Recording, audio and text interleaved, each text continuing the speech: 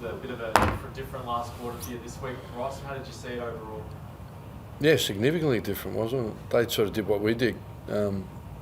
Took 2 or 3 opportunities early, really lifted their spirit, and then it was game on. And probably the difference, it was equal entries, but we got sort of dominated in the air. I think they took 3 or 4 intercept marks off our entries, which made it a little bit difficult. And then we know they bounce, and McKercher and Sheasel are really good.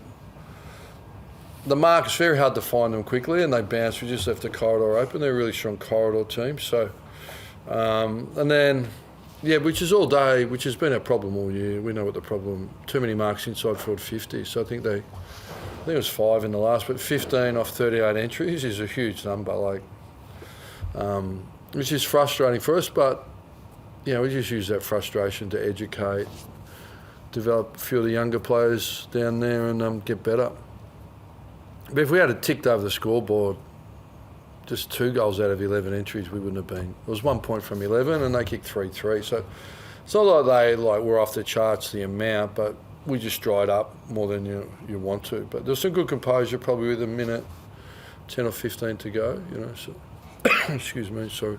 Ross, we had a chat with Jack Steele after the match and sort of explained the scenario around the starting sub. Can you let us know how that all happened? Yeah, I know. It's good you chatted to him because he's very, he's not opaque. He's very soft-facing and open. So what was the message Jack sent you? That he had a sore body, and you approached him after training on Thursday and sort of presented whether he wanted to start the sub, and obviously got his 200 coming up. But yeah. He felt like it was a good opportunity to give some other young mids a chance as well.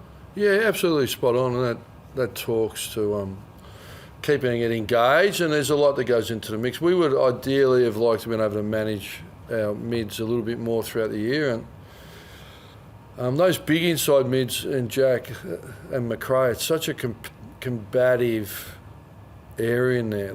But you see around the league, Pendlebury's been managed, a few others been managed. So he's had a really bad neck, and it's affected his performance. So you're trying to. Obviously, we're chasing performance, but you're trying to balance the human side with what's really the underlying antecedent cause. And in this case, we felt we've got some young mids coming through. You're banged up. You got your 200th, and that's all booked and sorted. And I said, mate, you'll be starting in there next week, no problem. So hopefully it's a win-win. And I thought he'd come on and had 2 quick clearances, helped turn the game. So it's a long, hard year in there. It's a long, hard year for everybody. I think you made the comment that I think you said to him it's going to raise some eyebrows. A captain. Oh, did he? Yeah. Starting sub. Did you contemplate just saying, how about you just have a complete week off, or because of the milestone and knowing that's coming? Was it? No. You're adding. No one's spoken about a week off. I mean, in really simple terms, he was a sub. For the simple reason, take some load off him and freshen him, to be honest. Yeah, that's pretty clear. Ross, I know we're asking about it every week, but NAS is in some verbal patch right now. Is it great just to see, such an emotional win last week? Was it great to see him back it up and to speak volumes of just him as a player in the first, I guess? Yeah, well, firstly, it's good to back it up because I think that's it. You see some players come in can have a performance every now and then, but the game tests you, and the high-level players back it up, and they get more attention, and they back it up. So, but not even for a week, not even for 6 weeks. Like, you could reel them off, and I can reel them off. People like Bontempelli and that really high level where he wants to be, they've done it for 10 years, with some moments. But so yeah, it was a step in the right direction. He's enjoying the midfield. It was like Garcia was through there, 2nd-year player. Nad's 22. Wintager's through there, 4th-year player. Boxall went through. So we got some, Wilson's had a stack of it in the 2s, some inside work. So we know we need those guys coming through to complement our older guys. So yeah, it was pleasing. And do you feel like he's tracking towards that sort of level, Ross? Like Who? Type of player? If he keeps playing and keeps his standard up, you feel like that's the level he can. Well, you got to do it for 8 years, right? Then come back and ask me the question. I think you asked me to project a long way out. What do you think? Is he tracking that? I just had an AFL game. I think it's an optimistic question for me. I'm a bit fatigued, got a bit of a lurgy. Do you know what I mean?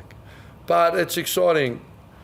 NAS does all the work. I think in the environment, for whatever reason, it clicks and it works. And but at the end of the day, the player puts his head over the ball. He's the one that does all the mental skills and all that. So for him, it's exciting, for his family and for us.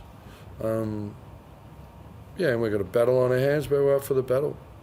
Saints fans were holding up We Love NAS signs around the stadium. I mean, it couldn't hurt to pull on the heartstrings a bit, Kilda. Sorry, what was that one? Saints fans were holding up We Love NAS signs around the ground. I mean, doesn't hurt to pull on the heartstrings a little bit at this point. I know, yeah. If it's me, I've got no heart, right? So it doesn't affect. But hopefully NAS has got a heart and hopefully it has an effect. So, look, I get the passion. We love the passion. It's great to be talking. It's great to have a player like this that's out of contract that we're excited about and the comp's excited about. And good luck to him and good luck to us. I ran a long time. We'll just work our way through it in the fullness of time.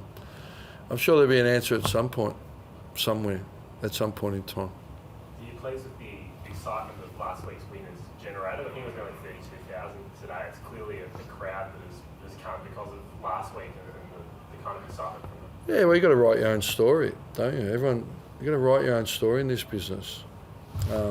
All clubs and all players. So, it clearly contributed. We know we've got a big membership base that can be a little bit, supports us financially. But we know when we build and we play some exciting, better footy and win, that they'll come. So that's on us. But we're in the middle of a work, aren't we? A work in progress. So we just got to keep the shoulder to the wheel and keep working. So a lot of exciting. There's been 26 list changes, all that. But at the end of the day, we come here, we compete, we get slaughtered, you slaughter us. We play well, you pump us up. You write your own story. We've got to keep writing our own story. How difficult is the rebuilding process? We're just asking about that, and he's sort of saying people don't know how hard it is. Who Jones? Yeah. Alistair. You guys know how hard it is. But everyone, to be honest, it's really hard, isn't it? But, I mean, we know negative stories sells more papers and gets more clicks than positive stories. So, I mean, sometimes we can just ignore the facts. We get it, right? We all get it. But that's just the business we're in. So there's no whinging and complaining. There's teams around that are now top of the ladder, haven't played finals for 8 years and built probably for 6. The Dockers, they won final series in 9 years, but everyone's saying now they got the list, and it takes time. And, we don't want to get into the politics of it, but the elite talent is compromised in the first round. So that's on the agenda, and it'd be great if all first rounds were on the table. No father-son, no NGA, no Northern Academies.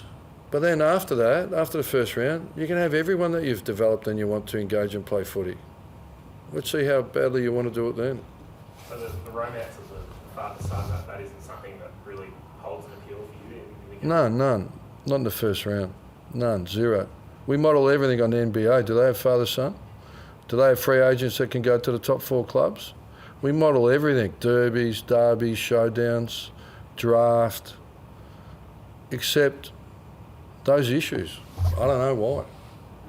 Mitch Owens, Show me the reward, I'll show you the behaviour, hey? Mitch Owens, how bad's that? Yeah, we think hamstring doesn't look good. He was sprinting and he'll get a scan. So we've got a few banged up ones, but it's a long, hard year. So he's a great warrior, competitor, one of our good young players. So it's a cost of doing business. Thank you. Thanks, Ross.